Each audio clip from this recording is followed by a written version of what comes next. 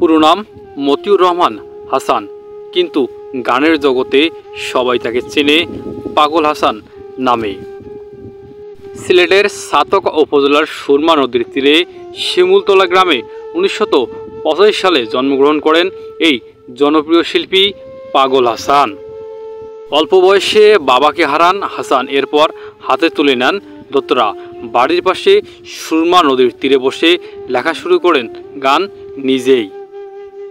জীবন খাতায় প্রেম কলঙ্কের দাগ লাগাইয়া আসমানে যাইও না বন্ধু, তুমি আইসো আমার বাড়িতে, বসতে দেব পিড়িতে। পীড়িতের ফান্দে জীবন বাজিসহ রচনা ও সুর করেছেন 2000-এরও বেশি গান। পাগল হাসানের গান দিয়ে ফেসবুক এবং ইউটিউব থেকে বিভিন্ন ব্যক্তি লাখ লাখ টাকা আয় করলেও খুব কষ্টে দিন কেটেছে পাগল হাসানের। সংসারে অভাব অনটন লেগেছিল তার, গান গেয়ে পর্যাপ্ত সম্মানীয় পাননি তিনি।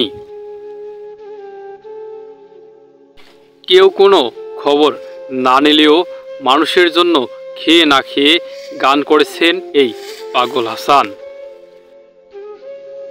পাগল হাসান গানের মধ্য দিয়ে তুলে ধরেছেন মানুষের বাস্তব জীবনের সুখ দুঃখের গল্প। কিন্তু জীবনে কি নির্মম পরিণতি, কালো অধ্যায় নেমে আসে।